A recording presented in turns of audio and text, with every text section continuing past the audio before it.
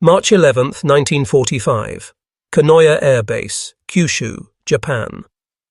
The dawn light spread across the cracked concrete runway, where exhausted mechanics wrung pine roots into crude distillation vats, straining for drops of oil to feed the dying war machine. In the command post, the hand of an intelligence officer shook as he studied periscope photographs delivered from submarine I-47. The images showed something incomprehensible.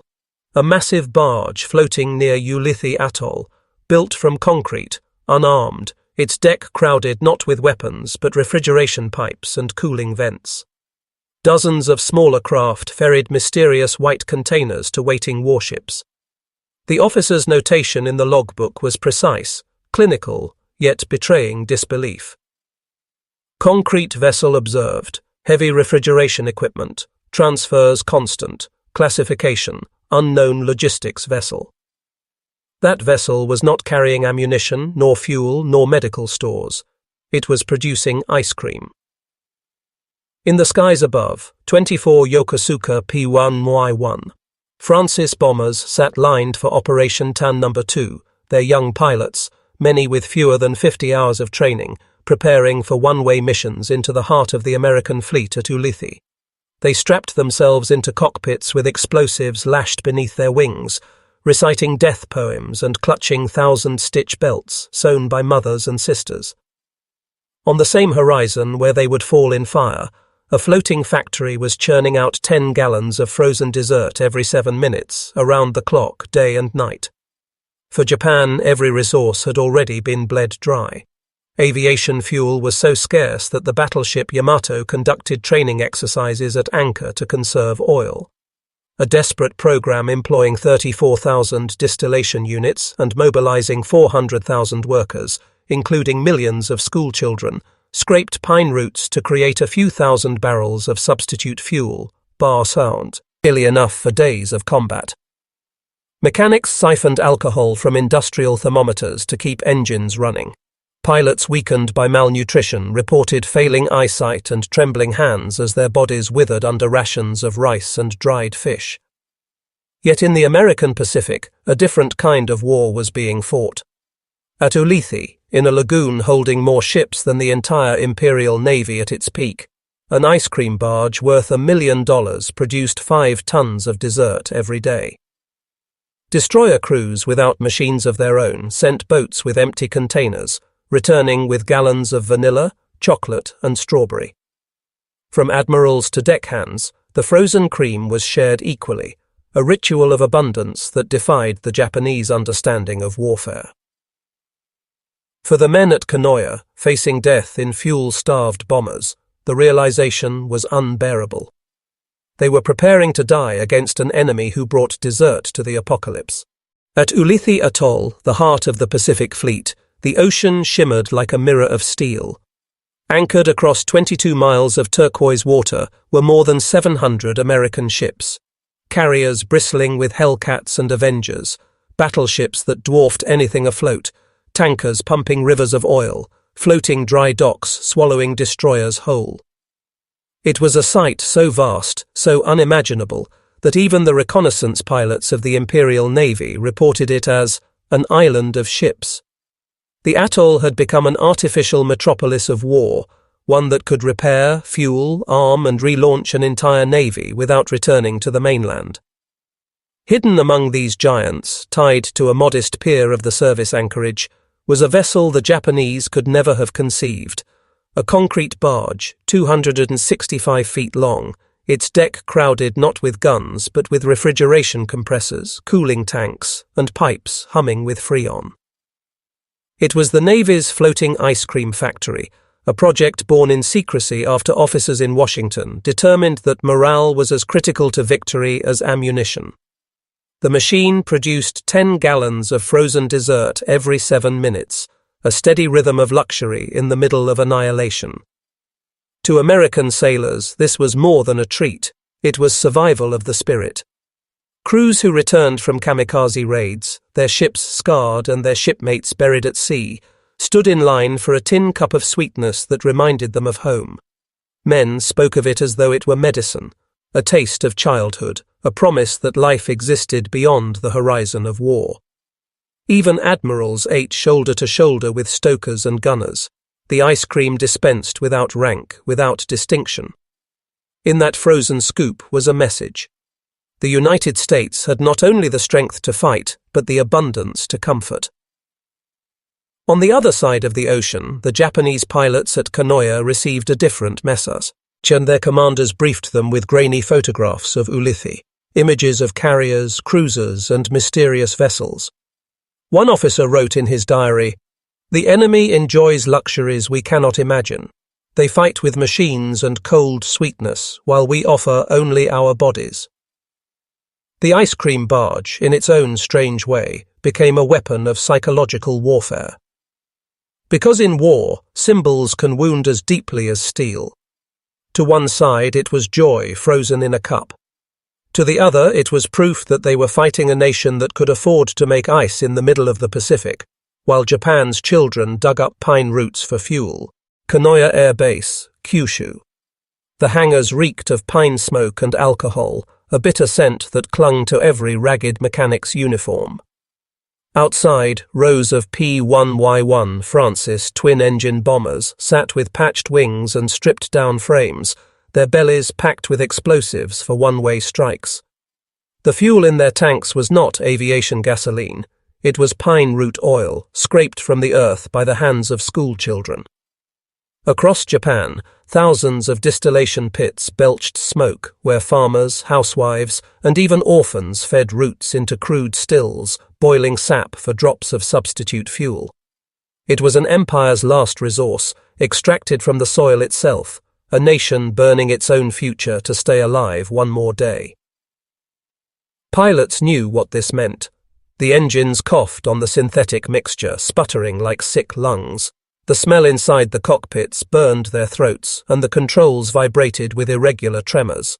Training flights were often cancelled because engines seized in mid-air, forcing crews to glide to a crash landing or die in a fireball. Yet the High Command insisted these planes would strike terror into the Americans at Ulithi, a sacrifice that might stall the inevitable. The irony was that the men chosen to fly them were often boys, some barely 18, with fewer than 50 flight hours. They were told their deaths would be blossoms falling honorably for the Emperor. But blossoms did not die with hunger in their bellies. These pilots were gaunt, their cheeks sunken, their muscles weak from rations of millet and dried fish. Many could not see clearly. Malnutrition blurred their eyesight, their hands trembled on the yokes. Their farewell photographs, taken before missions, show thin faces forced into smiles, while their mothers' parting gifts, sashes stitched with 1,000 prayers, were wrapped around torsos destined never to return. The commanders tried to mask despair with ceremony. Sake cups were raised before dawn departures, though often the bottles were watered down or replaced entirely with vinegar. The young men bowed, shouted "Tenno Heika Banzai," and climbed into cockpits they knew were coffins. Engines wheezed to life on pine root fuel, propellers chopping the cold air, and one by one they lifted toward Ulithi, toward a horizon crowded with ships that lived in another world. A world where sailors ate ice cream under palm trees, a world where morale was measured in sugar, milk, and refrigeration, not in the blood of boys. Ulithi Atoll was unlike anything the Pacific had ever seen. From the sky, its turquoise lagoon looked serene, a necklace of coral islands circling calm water. But within that calm sat an armada so vast it seemed impossible, more ships than the entire Japanese navy had left afloat. Aircraft carriers with flight decks stretching like steel highways, battleships resting like giants, destroyers darting between them, tenders and repair ships forming a floating industrial zone. At night, the lagoon glowed with the light of welders and arc lamps, entire shipyards alive upon the sea. Ulithi was not a base, it was a city that floated. For sailors, it was both fortress and sanctuary. Shore leave meant tiny islets where men played baseball on sandy clearings or stretched beneath coconut palms. Floating cinemas projected films against stretched canvas screens. Chaplains led services on weathered decks. And always there was ice cream, hauled by launches from the barge, carried in steel tubs back to carriers and battleships. Sailors described eating it under starlight, the tropical air heavy with salt, the sweetness on their tongues feeling like a direct message from home. The Japanese could scarcely believe it. Intercepted reconnaissance reports marveled not only at the sheer number of ships, but at the presence of what they called luxury vessels. A diary from a Japanese intelligence officer captured the bitterness. The enemy fights a war of abundance. They do not fear hunger nor despair. They can make ice in the middle of the ocean while our children dig roots from the earth. For American commanders, this abundance was no accident. Morale was a weapon. Planners knew that a sailor who fought with his stomach full, who remembered what home tasted like, could endure endless months at sea. The ice cream barge was not simply a treat, it was policy. It was as vital to the Yasu fleet as ammunition depots or oilers. Because in total war, survival depended not only on steel and firepower, but on the will to keep fighting, and the will to fight was sweetened quite literally by sugar and cream. For the pilots at Kanoya preparing to launch into death on pine fuel fumes, the thought of such an enemy gnawed at the soul. To die against a nation that lived in plenty was not merely defeat, it was humiliation. The war was no longer just about territory or honor. It was about survival against an empire that had turned even ice into a weapon. Kanoya, April 1945. Dawn crept over the airfield, a pale light stretching across the rows of bombers waiting like coffins with wings. On the tarmac, young men in flight gear bowed to their commanders. Some clutched letters folded carefully into breast pockets, final words for mothers who would never see them again. Others recited poems they had written the night before, verses about cherry blossoms, rivers, or the honor of vanishing into flame. The ritual was practiced, solemn, but beneath the chants of banzai, there was silence in their eyes. Mechanics scrambled, pouring the pine root fuel into engines that sputtered and smoked before finally roaring to life. The smell was acrid, choking, yet it was all they had left. Each plane carried a payload of 1,760 pounds of explosives, enough to tear a carrier apart if it struck true. The pilots strapped themselves in, some with talismans sewn by their mothers, others with photographs of sweethearts tucked against the throttle. They knew the truth. These were one-way flights. As the bombers rose, their wings wobbling under the strain of synthetic fuel, the base fell silent. On the ground, comrades stood at attention, watching the silhouettes climb into the clouds, knowing they would never return. The sky swallowed them, one by one. Hours later, above Ulithi, the American fleet stirred. Lookouts spotted dark shapes cutting low across the horizon. Enemy bombers, diving fast, too fast. Alarms rang. Anti-aircraft guns erupted, tracers streaking the blue sky with fire. Sailors scrambled to stations as kamikazes plunged. One bomber smashed into the ammunition ship USS Mount Hood, the blast ripping a column of flame into the sky. Another tore into the carrier USS Randolph, killing 25 men, wounding over 100. The sea boiled with oil and burning wreckage. For the Japanese pilots, this was their blossom, death in flame, searing into memory. But even as the shock tore through the fleet, the Americans recovered with terrifying speed. Damage crews swarmed, hoses doused flames, and within hours Randolph was patched, her decks cleared, her planes flying again. Destroyers ferried wounded sailors to hospital ships. And as evening fell, launches once more approached the ice cream barge, filling containers for waiting crews. The message was brutal. Even under kamikaze fire, the Americans could absorb destruction, repair themselves, and return to routine. The suicide of Japan's youth struck hard, but not hard enough to shake a navy that still had sweetness left to spare. In the aftermath of those kamikaze strikes, silence spread across Japan's barracks and villages. Official communiques declared success. Enemy carrier damaged, hundreds killed, blossoms fall with honor. Families were told their sons had struck decisive blows, that their sacrifice had bought time for the Empire. But in the private pages of diaries, the truth leaked out like blood through cloth. One pilot's farewell entry, recovered from his quarters, read, "I do not believe we can stop them. Their ships return even after fire. I wonder if the sea itself fights for America. Yet I cannot shame my family. Tomorrow I will die." Another, only 19, wrote of hunger more than fear. "My head feels light. I have not eaten meat in weeks. I think of the enemy, eating sugar. My body is thin, but it must carry this plane to its death." The contrast was unbearable. At Ulithi, the Americans treated the ice cream barge as an afterthought, almost invisible in its routine. Men laughed as they scooped steel bowls full, some mixing it with cake from supply ships, others inventing flavors by stirring in canned fruit. To them, it was just one more luxury in a war of plenty, no different from the cigarettes, Coca-Cola, or movies projected at night. But the symbolism was devastating. Even under attack, even as flames licked the decks of their carriers, the fleet returned to normalcy with dessert in hand.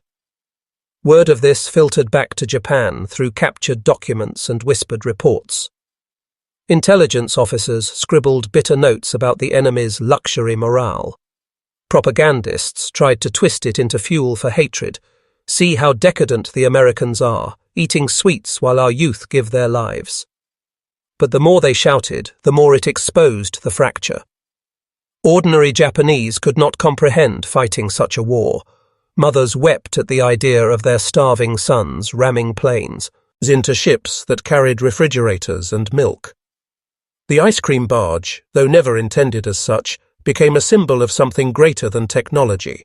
It was proof of abundance, proof that America's strength lay not just in weapons, but in the comfort it could afford to bring across oceans. For Japan's young pilots, that knowledge was like a blade in the heart. They were asked to die against an enemy who seemed untouchable, an enemy so wealthy that even in the apocalypse it could freeze milk and sugar into sweetness. Ulithi, summer 1945. The lagoon was alive with a rhythm that no war should have allowed.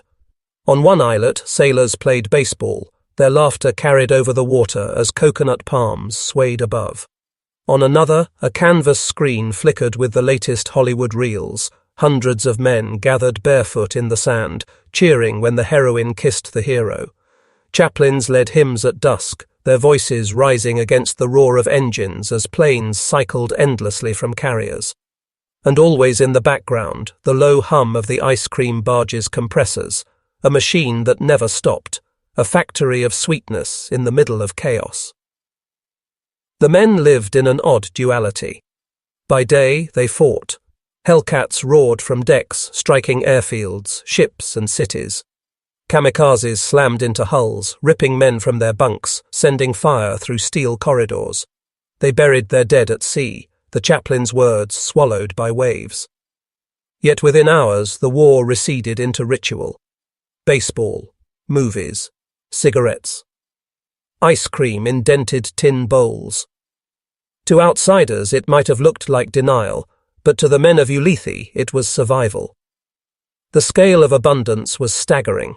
Supply ships poured in from San Francisco and Pearl Harbor, carrying everything from spare engines to canned peaches. A floating dry dock swallowed entire cruisers, repaired them in days, and released them back to fight.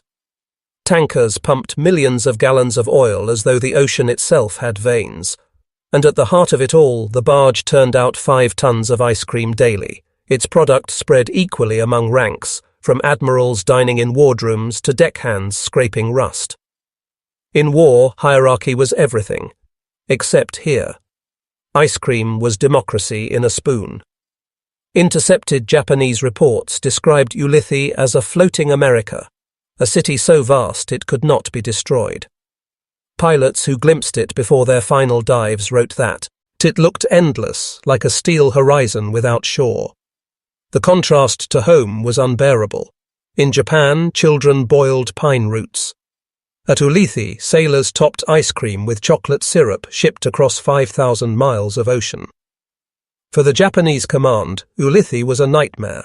proof that no matter how many kamikazes they sent, the Americans could not only rebuild, but continue living as if untouched. For the men who fought there, the sweetness was both comfort and declaration. We are not only surviving this war, we are thriving in it. By mid-1945, the Japanese homeland was burning.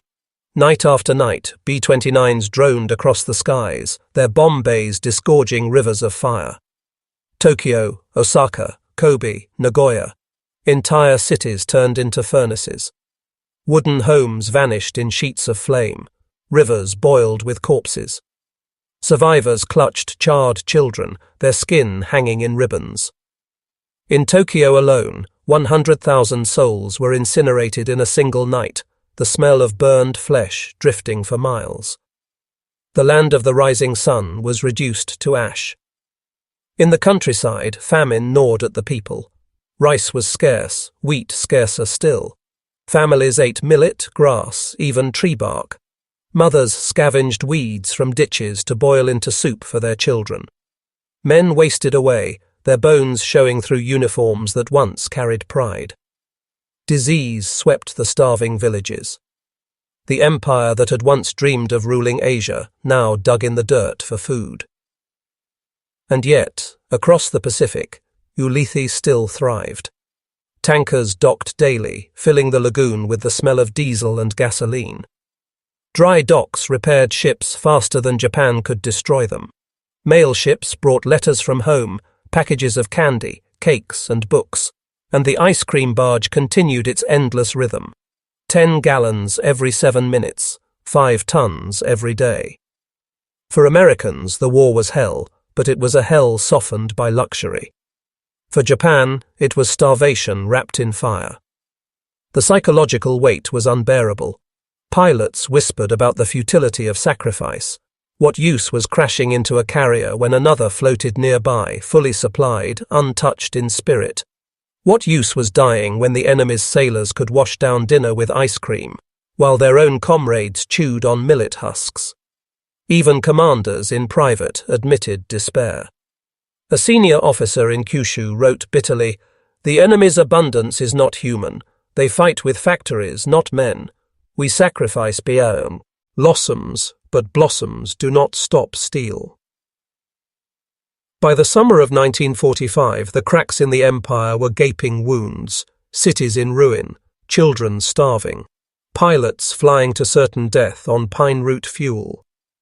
Against this backdrop, Ulithi was not just a naval base, it was the embodiment of America's inexhaustible power.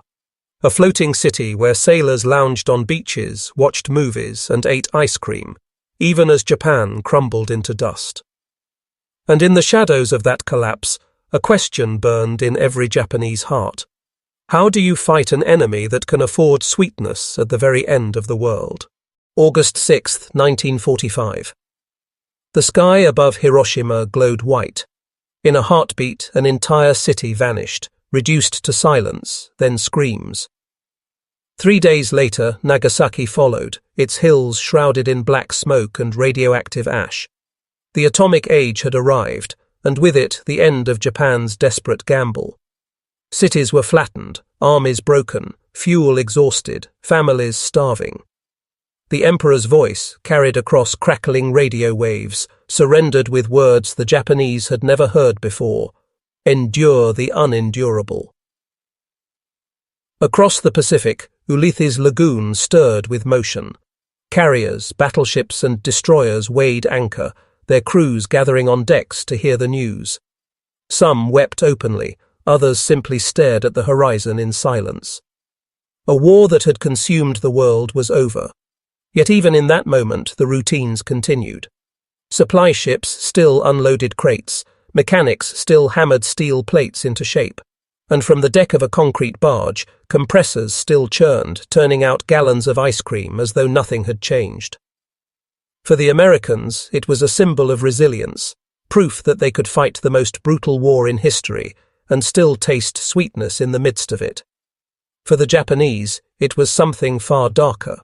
A reminder that they had faced an enemy whose wealth, abundance, and industry were beyond imagining. While Japan's children dug roots from the earth, American sailors dipped spoons into frozen cream in the middle of the Pacific. That contrast had been the true death blow long before the mushroom clouds. Historians would later argue that ice cream was trivial compared to bombs, tanks, and planes, but to the men who lived it, the barge represented something elemental. It was not just dessert, it was a declaration. That America's war machine was so vast, so confident, that it could carry comfort into battle. That even as men died, others would line up in the sun for a scoop of vanilla or chocolate. It was abundance weaponized, morale engineered into sweetness. In the end, Japan was defeated not only by fire and steel, but by the crushing weight of disparity. Against starvation, there was sugar. Against despair, laughter. Against death poems, there were movies under palm trees. And in the heart of Ulithe's lagoon, 5 tons of ice cream a day. The war ended. The barge kept turning. And in its cold hum was the unspoken truth. Sometimes, victory tastes like sweetness in the middle of hell. The war was over, but Ulithi did not vanish overnight. The lagoon still held its floating metropolis for weeks, a steel city waiting for orders. Some ships sailed to occupy Japan, others ferried prisoners of war back across the Pacific. And still, the ice cream barge hummed. Day after day it produced frozen sweetness, as if the machine did not know the war had ended. For the sailors, the scoops tasted different now, not of comfort in hardship, but of survival itself. Each bite was a reminder that they had lived while so many others had not. In Tokyo Bay, Japanese officers stepped aboard the USS Missouri to sign surrender papers. Their faces were thin, their uniforms threadbare. They had walked through a land of ashes to reach the deck. Around them towered American admirals in pressed whites, their ships bristling with guns, their men well-fed, strong and unbroken. The gulf between victor and vanquished was impossible to ignore. For the Japanese, the shame of defeat was searing, but so too was the revelation. They had fought not just an army, but an empire of abundance, a nation that could build a floating city and still spare resources for ice cream while waging total war. After Ulithi emptied, the barge itself was quietly towed away, its mission complete. Most of the sailors who had lined up for its frozen cups never saw it again. Yet in letters, memoirs, and whispered sea stories, it lingered. Men spoke of it decades later as if it had been a dream. A machine of cold sweetness floating in the middle of the world's most savage battlefield. Veterans who stormed beaches and faced kamikazes remembered not only the terror, but the strange comfort of a scoop of vanilla in the heat of the Pacific sun. For Japan, the memory was different. The ice cream barge, once just a line in an intelligence report, became a symbol of what they had faced. An enemy that fought with fact, Tories, industry and morale, not desperation and sacrifice. Against a nation that could make sweetness in the middle of apocalypse, there had never been hope of victory. In the end, history remembered the mushroom clouds, the firebombs, the ruins. But beneath those shadows lay another truth, quieter, colder, almost absurd, that in the greatest war the world had ever seen, one of America's most devastating weapons was the simple power to make ice cream at sea.